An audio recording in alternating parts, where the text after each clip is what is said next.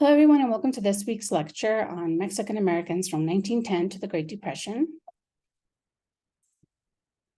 And this covers the chapters 6 and 7 from Crucible of Struggle, the textbook. So starting with chapter 6, the three key themes of this chapter are Mexican labor and workers' movements, experiences of Mexican Americans in the Southwest with increasing immigration as a result of the Mexican Revolution, and World War I.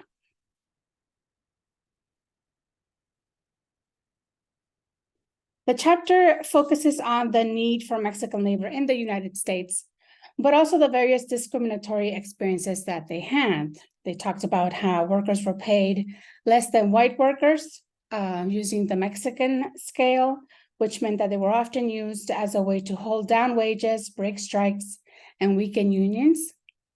They were often excluded from mainstream unions. Large unions like the American Federation of Labor did not allow Mexican laborers to join or allowed them only in marginal affiliates. The more radical international workers of the world, also known as the Wobblies, filled the unionizing gap left by the AFL and sought to unionize Mexican workers. The Wheatland Strike of 1913 brought together workers across racial ethnic groups to strike in favor of better living conditions. The IWW strategy of being more confrontational in their strikes often led to violent confrontations with casualties. The Wheatland Strike was the largest farm worker strike to take place in California at this time. So often we hear about the farm worker struggles in the 1960s and Cesar Chavez in California. But what we see here is that there has been a consistent level of organizing and resistance by farm workers in California.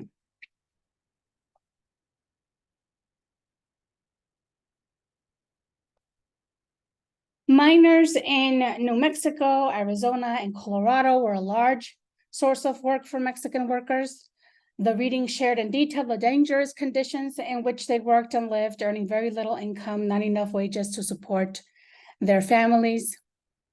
They also talked about the dangerous conditions. One example was the explosion that took place at a mine in New Mexico, which killed 230 workers. One of the most famous mining strikes that resulted in major violence and casualties was the Lolo Massacre, which took place in 1914 in Trinidad, Colorado. You may have heard of the Lolo Massacre before.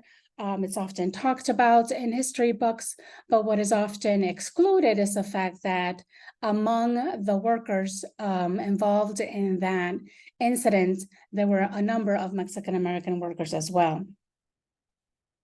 So as a response to striking miners in Trinidad, Colorado, the National Guard was sent in to the tent colony created by the workers when they were evicted from the coal mining company's land. 20 miners, 2 women, and 12 children were killed. Among them were Mexican Americans, including Elvira Valdez, who was a 3-month-old baby. The Colorado National Guard was there to protect the interests of the mine owners, not the miners. The violence continued between miners and mine owners in the area as a result of the violence that took place and the loss of women and children. The violence didn't end until President Woodrow Wilson intervened, sending federal troops that disarmed both sides, ending the conflict.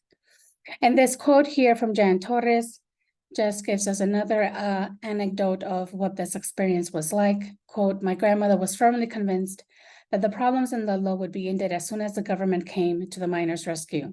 When the state militia opened fire on the colony, she never fully recovered from the shock." And what you see there in the image are the remains of this tent colony. You can see that pretty much the whole place was burnt down. And this was, the fires were what actually caused most of the injuries and casualties. Now, one of the images that gets created during this time period is this image of the Mexican bandit that you see depicted here in this poster. And this was a way to identify supposed Mexican men that were fighting or resistant against Anglo incursion into their lands. And so the way that in particular the Texas Rangers named them was to call them Mexican bandits, make them wanted individuals. And this was a way that they were able to justify basically raiding Mexican communities throughout Texas, terrorizing families in search of supposed Mexican bandits. This one in particular, Joaquin Murrieta, was fairly famous. He was one of the people who went to California to pan gold in the 1850s. Different stories as to how his life of thievery began. Some say he sought revenge after Anglos trampled onto his gold claim in California, killed his father, brother, and drove his mother out of their land. But there's sort of this myth around Joaquin Murrieta because there were a number of individuals that were named Joaquin at that time, and they all were kind of converged into sort of this one image of Joaquin Murrieta. He allegedly raided ranches and towns until he was supposedly killed in an ambush. He was allegedly beheaded, and his head was displayed throughout the state as proof that such a legendary bandit had been caught. Other bandits that the reading mentioned were Juan Cortina and Gregorio Cortes. There's actually a film that was made about Gregorio Cortes. And so this image basically was used to justify Texas Rangers terrorizing Mexican communities in search of bandits.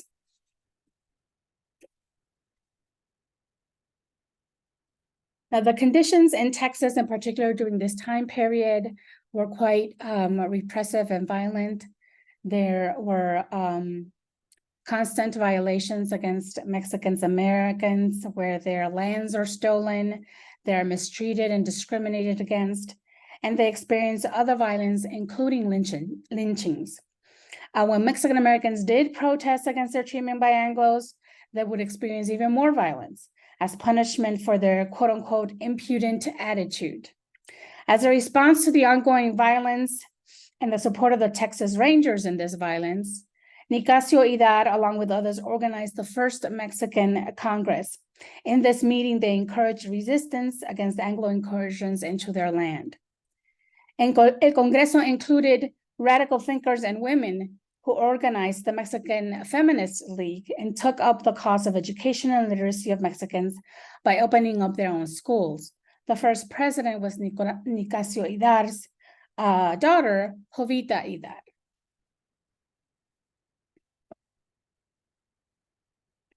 Now, I want to highlight this book called The Injustice Never Leaves You, Anti-Mexican Violence in Texas, which came out recently. And this is a detailed history of the anti-Mexican violence and the role of the Texas Rangers throughout Texas in this time period. One particular example that now has become infamous, and there has been a documentary made of it, is called the Porvenir Massacre of 1918, where a group of Texas Rangers and the U.S. cavalry soldiers surrounded the town, took 15 men and boys to a nearby hill and shot them. The excuse was, again, that they were looking for Mexican bandits. The sole survivor of this incident was Juan Flores, who was taken away from the group because of his young age. However, he witnessed his father and the other men being killed. He lived with this trauma for the rest of his life and passed it on to the next generation, because this trauma, which he never talked about, manifested itself in him being distant with his children. He never spoke of this experience to his family because he feared reprisals from the Texas Rangers or the government. So he lived the majority of his life still in fear that if he talked about what had happened, that someone would come back and get him. It wasn't until he was in his 90s that he shared his story with his family. And so what this book talks about also is generational memory, how this wasn't just something that impacted the people that were there in 1918, but it has impacted their children and their grandchildren who have lived with these elders in their families, suffering from great grief, nightmares, all the kinds of traumatic symptoms that you might expect. And so, again, this is an incident that then lives on and continues to impact the generations that came after.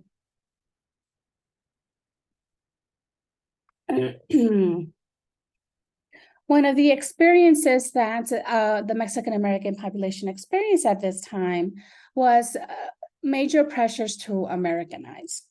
And there were different sources where this pressure came from, including Protestant churches, their employers, and schools. Protestant churches saw the new Mexican population as targets for Americanization through what they called 100% Americans efforts, such as civic classes, language instruction, and home economics, particularly for the women, who were targeted since it was believed that if you Americanize the mother or the wife, you Americanize the family. Employers also use Americanization strategies by requiring their workers to attend English and citizenship classes.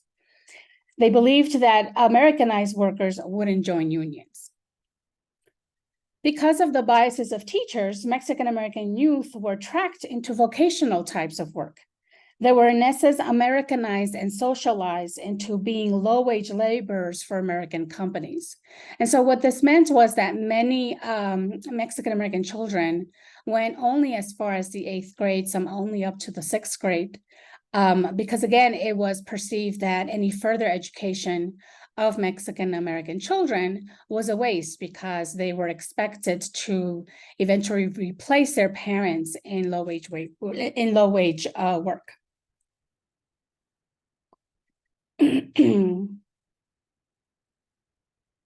Now, because of the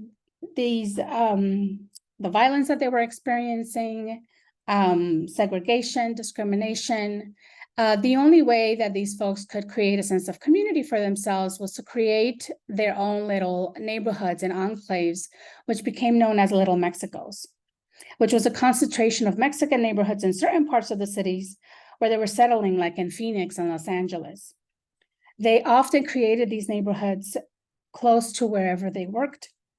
The living conditions in Little Mexicos, however, weren't great. There was poor housing, poor sanitary conditions, but because of the discrimination they faced outside of these enclaves, they also provided services for each other through community networks and connections. Segregation also took place in education, where the specific Mexican schools were built closer to these neighborhoods or away from the Anglo schools, or they were placed in a separate classroom within Anglo schools. As manufacturing increased, particularly in the West, companies actually put out calls for Mexican workers, resulting in the migration of Mexican Americans to cities like Chicago. Farm work also expanded into beet farms in Colorado and Wyoming, Montana, and Nebraska. And so what we also start seeing into the 1920s is the movement of Mexican immigrants beyond just the Southwest. These communities facilitated the creation of what were known as mutualista organizations, which provided such benefits as life insurance, emergency loans, burial insurance. Many also promoted cultural connections to their Mexican culture. Other organizations supported workers in their efforts to gain better conditions in the workplaces, particularly, again, because many unions didn't allow them in. These segregated neighborhoods allowed for a small middle class of business owners to arise, catering to the needs of this community to take place. So, for instance, the barbershops, right?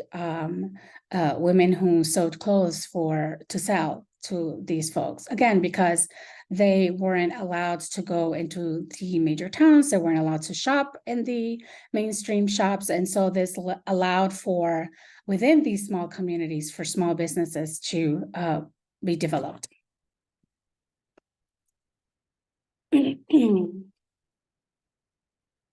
Now, among the many organizations that are created at this time, the one that I'd like to highlight is the League of United Latin American Citizens, which was created in 1927 in Texas. And part of the reason why I want to highlight this particular organization is because of how unique it was at the time in terms of its politics, but also because it's an organization that still exists to this day. Now, their take was that the best way to deal with the violence they were experiencing and the discrimination was to Americanize and to promote Mexican-American respectability. Their goals included developing within the members of our race the best loyal citizens of the United States of America. They thought that this approach would be the best way to be accepted into American society and avoid being discriminated against. They claimed English as the official language of the organization. They fought to uphold citizenship rights. And part of their argument was that the Treaty of Guadalupe Hidalgo had made them citizens. And citizenship at this time was defined by Congress as only being available to white individuals. And so if that was the case, then that must mean that Mexican Americans were white, because why else would they have been given citizenship? And so part of their argument, so that they used this, right, to try to argue that Mexican Americans were white and therefore should not be discriminated against and should be warranted all of their citizenship rights. Along with this, part of what they also did to sort of distance themselves from being depicted as foreigners was that they supported anti-immigration laws. Now, of course, you know, as history goes on, their politics does change. This is not still the politics of the organization, but at this time, when they are first created, they believe that this is the best strategy available to them in order to be able to claim citizenship rights for themselves. The reading ends discussing World War I, which created employment opportunities for Mexican workers in areas such as meatpacking, steel, and auto manufacturing, which were better paying jobs with better working conditions. The war also provided Mexican-American men an opportunity to prove they belonged by serving in the war. However, many served in segregated units and experienced mistreatment by Anglo soldiers. The 1920-1921 economic crisis, however, results in Mexican-Americans losing some of those nice jobs. We see the start of a pattern where Mexican laborers become scapegoats for economic crises in the United States. Immigration restrictions arise, and raids and deportations increase at this time. Now, Chapter 7 focuses on the time period of the Great Depression.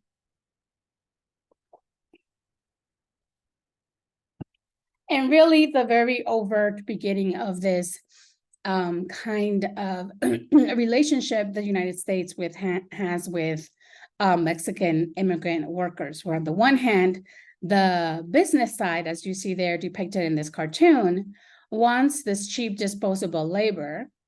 But on the other hand, ICE, or anti-immigrant institutions and politics, see Mexican laborers as people who should be wanted. And this poster should remind you of that earlier poster I showed of the Mexican bandit, right? They are wanted for immediate deportation to keep the help in their proper place. So, and we see this kind of constant back and forth between we want them, we don't want them, we want them, we don't want them throughout our history, even into our current time period.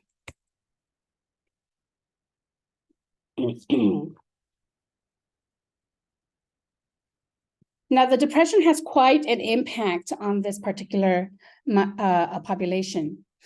Migrations throughout the Southwest and outside of it increase in search of work.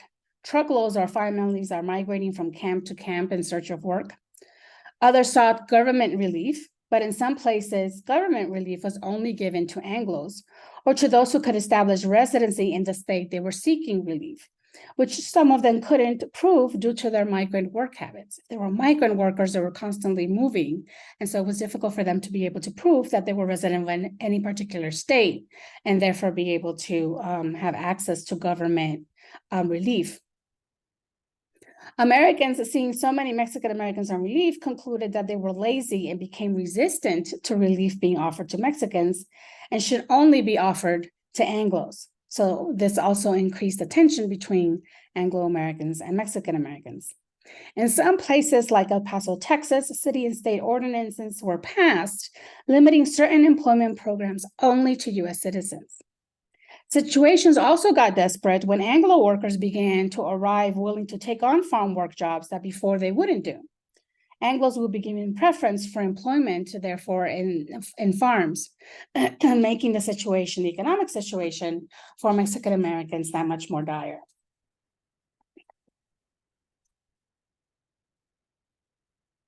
As this tension starts to build, we get to what are known as the repatriation efforts, which was essentially a backlash against Mexicans being scapegoated for the economic crisis during the Great Depression. And so we begin to see this pattern of hating Mexicans when our economy is bad, like during this time period, and loving them when we need their labor, like during the war. As the economic situation becomes desperate, there's a rise in repatriation movements, some voluntary, some forced. Congress passes the Immigration Act of 1929, which makes the unlawful entry into the U.S. a felony and authorizes the U.S. to carry out a federal deportation campaign. Members of the community organized fundraisers to help families move back to Mexico, including the famous Mexican artist Diego Rivera, who used the proceeds for one of his murals to organize the repatriation of Mexicans to farm cooperatives in Mexico. In other cases, local officials and groups of individuals took it upon themselves to gather and force out Mexican families, raiding farms with Mexican workers and invading homes. Mexicans were put on trains that were escorted to the border. At times, those targeted were for forced expulsion were labor organizers. So this also became a way to get rid of what were considered quote unquote troublemakers by employers. An estimated 1 million people were returned to Mexico through the repatriation movement. And what we see in the image is the large number of families that are waiting to board trains to Mexico and Los Angeles in 1932. And so essentially what's happening is people are being forced through these raids and so on, people being collected, so to speak, and put in trains and being forced to leave the country. And then there were people who were seeing this happening all around them and felt that they should just leave themselves voluntarily before they were violently excluded from the country.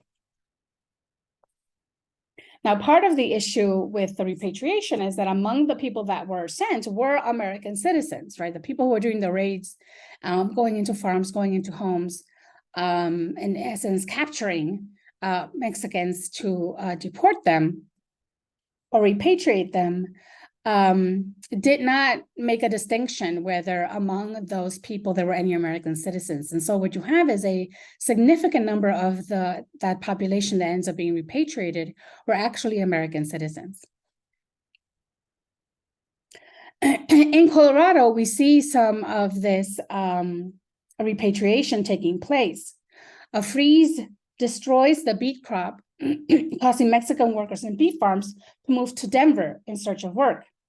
This led the governor of the state in 1936 to declare martial law and send the Colorado National Guard to stop Mexican workers from coming across the border from New Mexico. In his executive order, he stated, "The entering of aliens and indigent persons into the state in such large numbers constitutes an invasion, which threatens the safety, peace, and well-being of the states and the citizens." After pressure from neighboring states and sugar beet farm owners who depended on these workers that came from New Mexico, the blockade at the Colorado-New Mexico border ended after 11 days. But among the concern, right, the intentions that are rising at this time, Mexican Americans are repatriated from Colorado as well. And you see there in the newspaper headline, Cassidy says 1,500 Mexicans were loaded onto trains shipped from Denver to their old homes in Mexico due to the lack of work in sugar beet fields.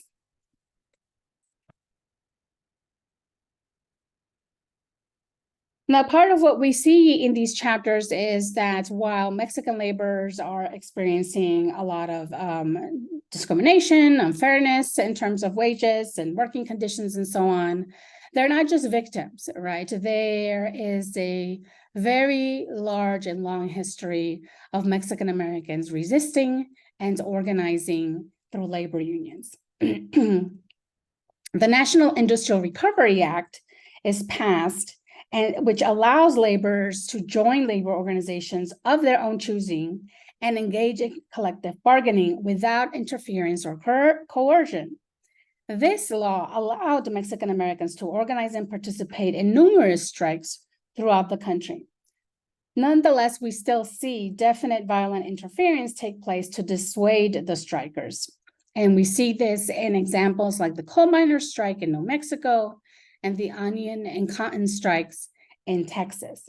In the case of New Mexico, martial law and deportations took place, and evictions from the camp where folks lived were also used, among other tactics, as a way to discourage them and get them to stop their labor organizing efforts. One of the things we also see during this time period is the involvement of women in labor struggles.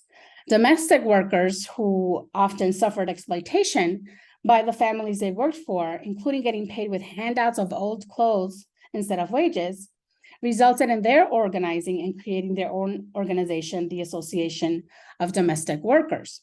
The garment workers worked extensive hours in shop floors, as well as by taking piecemeal work in order to sew at home. These garment workers held strikes in San Antonio and Los Angeles. The women in Los Angeles eventually won union recognition, wage increases, and benefits.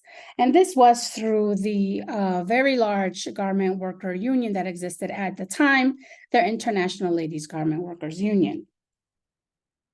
Mexican American women represented the majority of the workers of the California Sanitation Canning Company, which led a 3-month strike in 1939 against CalSan, where the women walked out making demands for a closed shop, a raise in wages, union recognition. Women also ended up filling leadership positions within their within this union. And one of the leaders at this time of union organizing was Luisa Moreno. Another famous strike that takes place during this time period in Texas is the pecan sheller strike that took place in 1938, led by a teenager, Emma Tenayuca, who was known as La Pasionaria. She was from San Antonio and had been active in organizing against injustices faced by her community since she was a teenager. 8,000 pecan shellers walked out, predominantly a female workforce. The management conceded that the wages were low, but workers could eat all the pecans they desired as they worked, so they figured that called it even. The leader of this strike, again, Emma Tenayuca, was jailed along with 1,000 workers on charges of communist agitation. So any kind of labor organizing that happened during this time period would be labeled communist agitation, which made the leaders of these organizing efforts targets by government officials and law enforcement. They were able to gain union recognition and wage increases, but their gains were eventually undermined by the Fair Labor Standards Act of 1938, which set minimum wages lower than what they had won. This resulted in 7,000 pecan shellers losing their jobs and being ineligible for state unemployment benefits. Another strike, this one taking place in Chicago, was organized by the steel workers of Chicago. Here they called for union recognition and better wages by the smaller steel companies that refused to follow in the footsteps of the larger company in the area, which had agreed to union organizing. They decided to organize a rally and march up to the gates of Republic Steel, which was one of these companies. There they were met by Chicago police, who fired their guns into the crowd and used their billy clubs to beat the workers and their supporters.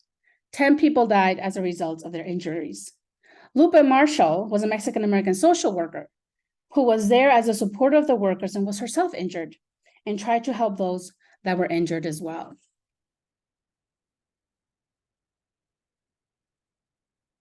Now, another area of organizing at this time was in the realm of education. One significant case at this time period was the Lemon Grove case that took place in 1930. This was a fight against school segregation throughout the Southwest, particularly in California. In 1930, Mexican communities organized against the new policy by the school board in this area to send Mexican children to segregated schools. In 1931, the court ruled that no law existed justifying the segregation of Mexican children and directed school officials to rectify the matter. The parents organized into the Comité de Vecinos de Lemon Grove and staged a boycott against the school system, keeping their children home. With the help of the Mexican consul, the committee was able to hire attorneys and bring this case forward. For women participating in the Lemon Grove Committee, it gave them a way to become involved in fighting for civil rights within a space that was acceptable for them to do public work. So for other women, excuse me, getting involved in this education struggle was perceived as an acceptable way for them to do public political kind of work that wouldn't be where they wouldn't be criticized, right? Because think about the time period, right? In the 1930s, the role of women is still to be wife and mothers and stay in the home. This allowed them to take on a more public political role by advocating for desegregated schools for their children. And so they were able to be successful in this case in 1930, where the court basically ruled in their favor. Another area in which Mexican Americans were able to achieve some involvement was in political participation. But as we saw in the reading, there's some limits to that, particularly within electoral politics. Poll taxes still existed, making voting unaffordable and inaccessible. Basically, you had to pay a tax in order to be able to vote. Bossism also existed, where certain local politicians held dominance over certain positions. Among those elected, they represented a more moderate politics and emphasized their Spanish heritage. So we do have some people of Mexican-American background who do achieve some political representation, but again, they have to still walk this sort of fine line to demonstrate that they're not really like the Mexican immigrants, or that they're more closer to Anglo-Americans. We see this in New Mexico, the most prominent of which was Dennis Chavez, who was elected a US Senator in 1935. He did use his influence to bring some of the benefits of the New Deal policies to the Mexican-American community in the state of New Mexico. So within the limitations, right, he was able to get himself elected and to be able to still figure out a way to advocate so that the people of New Mexico, or Mexican Americans in New Mexico, were able to benefit from these New Deal policies that were starting to come out to try to address the economic impact of the Great Depression. So this ends our lecture for this week. I look forward to your thoughts in the discussion post. Have a wonderful week.